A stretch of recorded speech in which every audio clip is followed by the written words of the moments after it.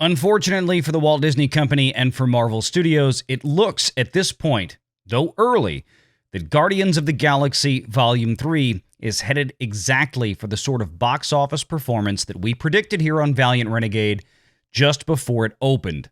The Monday numbers for Guardians have come in, and frankly, they're not very good.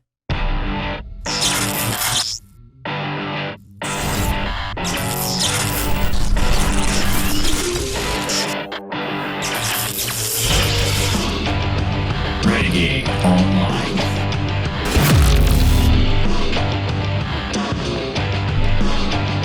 Well, folks, welcome back. Another great day here at Valiant Renegade. It's good to see everybody out there once again. And if you are like one of the many folks watching this video not yet subscribed to this channel, please take a moment and turn that little red subscribe button to gray. Hit that like button, hit that notification bell, share this sucker out on the social medias, and of course, please do leave a comment before you head out the door today. With a relatively soft opening weekend for a Marvel Cinematic Universe title, particularly, it should be restated, the worst summer opening for a Marvel film that they've ever had by historical measures, at about $118 million in that early May slot, at least in the last 5 to 6 years. And that's not a comment on whether the film is good or bad. I actually enjoyed it, at least relatively, compared to other Marvel Phases 4 and 5 entries to date. But the money is king, because Disney is not making these films for your enjoyment. They are making them for you to spend money. At the end of the day, any Hollywood studio is still in the same business as anybody else, and that's the money-making business. And with a monstrous $250 million production budget, another $150 million at least in a marketing spend, even with a reported $90 million in additional expenditure from marketing partners, this movie has got to break somewhere around $800 million globally just to hit a cost recovery standpoint, that magical break-even point at the box office, because as we continue to remind folks, there's very little financial life for Disney films these days after they depart the theaters. Now, one of the things that we have repeated is that Guardians of the Galaxy Volume 3 looks to be tracking relatively similar to prior Marvel entries, especially in Phases 4 and 5, in terms of how the long-term box office will play out.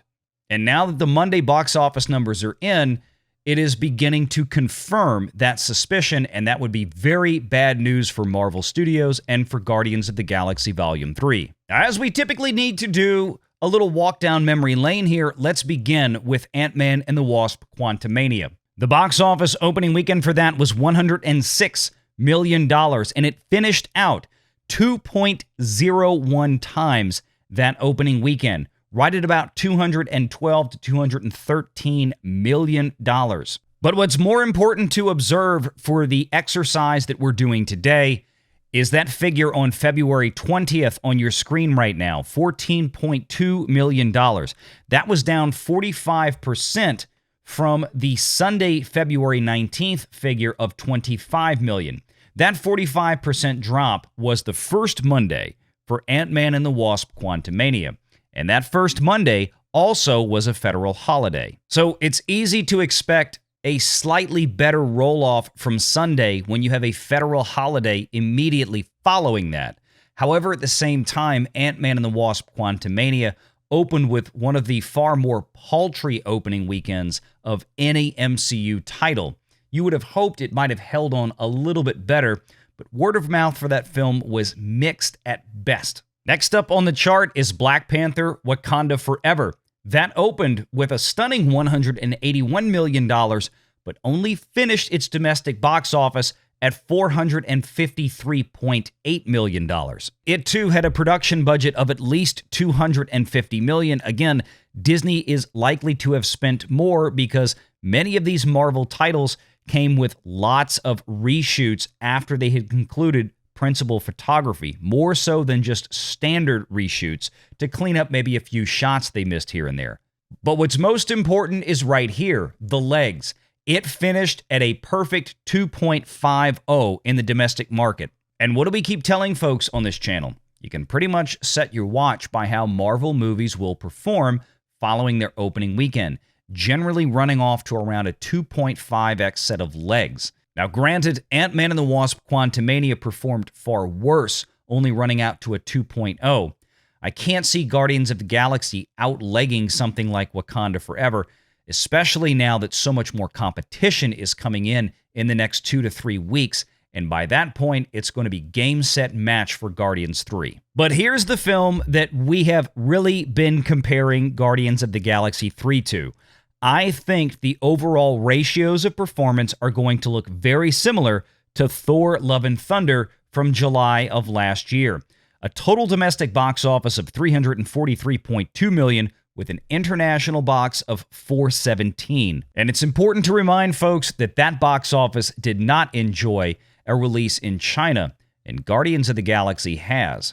And that could be an additional problem for them, believe it or not, because, well, China right now is by far and away the largest international box office contributor to it, and it's not that much. Thor Love and Thunder came in with another $250 million production budget, but look at the legs, 2.38. So as you can see, the last 3 Marvel titles really did average out to somewhere in that 2.25. It's actually getting worse. Now, I think Ant-Man was a bit of a one-off in that case. Now, I don't think Guardians of the Galaxy is going to do as poorly as Ant-Man 3 when it comes to the leg out, but I don't know if it's going to do quite as well as Black Panther Wakanda Forever. It may get close to that 2.5 metric.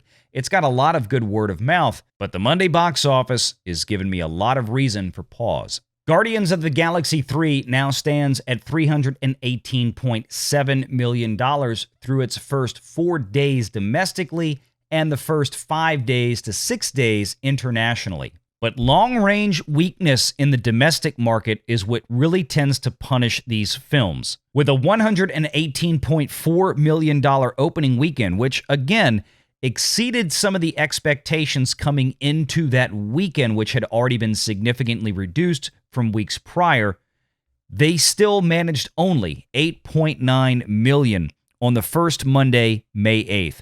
That is a massive 72% drop-off from the first Sunday. And going back to Black Panther Wakanda Forever, you can see a very similar 73% drop-off on its first Monday, November 14th, 2022. Now, what's notable about that is that Black Panther Wakanda Forever, similar to Guardians of the Galaxy Volume 3, had its first Monday land on a non-holiday. This isn't a midsummer release like Thor Love and Thunder, and it didn't have a national holiday on its first Monday like Ant-Man and the Wasp that only got a 45% drop. And this is why I think Guardians of the Galaxy will indeed, based on this trajectory, probably roll out somewhere closer to a 2.5, but I think the numbers will actually wind up looking more like Thor at a 2.3 to 2.4.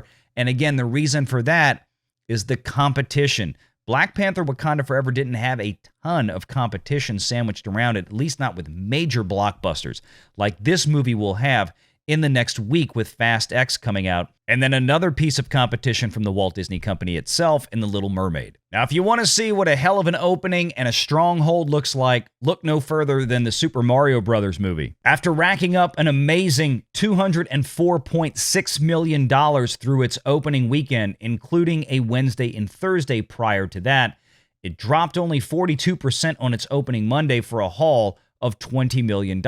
Now, granted, that was a big break for most schools out there, but even with it, it almost had no impact on the weekend holds. Only a 37% drop into the second weekend at $92 million, a 35% drop into the third weekend at $60 million, and a 32% drop into the fourth weekend at $40 million.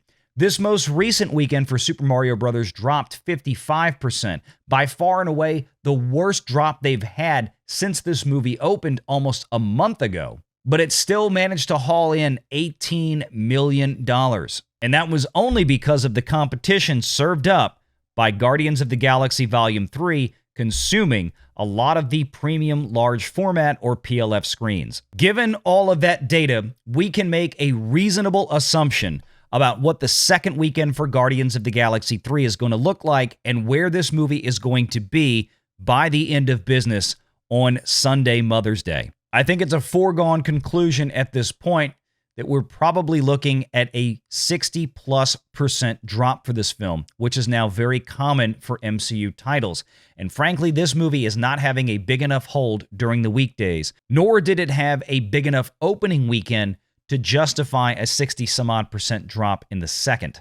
As of right now, this movie seems like it's definitely on pace, although things may change, to end between $650 and $700 million, and that might even be a bit of a struggle. Let me know your thoughts in the comments below, and make sure you stay tuned. Later today at 4 p.m. Eastern, we will be covering the Walt Disney Company earnings call live with reactions here on Valiant Renegade and many of the usual suspects that love to join us, including our friends like WDW Pro from thatparkplace.com. Hope to see you there. Set your notifications on that one, link in the description below this video, and until then, take care.